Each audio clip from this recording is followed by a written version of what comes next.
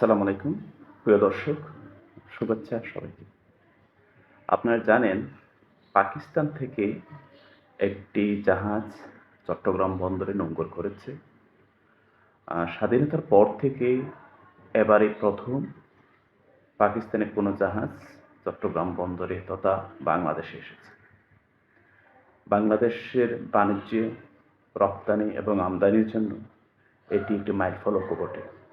কিন্তু দুঃখের বিষয় হচ্ছে পাকিস্তানি জাহাজ যখন বাংলাদেশে এসেছে, আমাদের দাদা বাবুদের ঘুম হারাম হয়ে গেছে।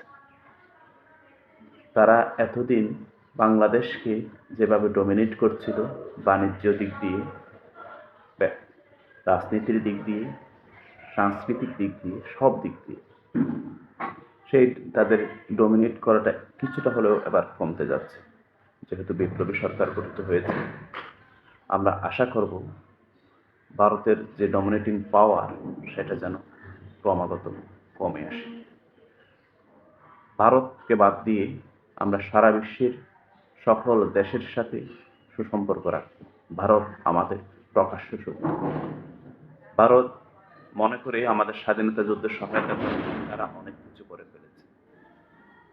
তারা আমাদেরকে সহায়তা করেছিল শোষণ করার জন্য, নির্যাতন করার জন্য, নিপীড়ন চালানোর জন্য। আমরা ভারতের কবল থেকে মুক্ত হতে চাই। আমরা পৃথিবীর অন্যান্য সকল দেশের সাথে সুসম্পর্ক রেখে অর্থনৈতিক সমৃদ্ধি অর্জনের পথে এগিয়ে যেতে চাই। শুভেচ্ছা।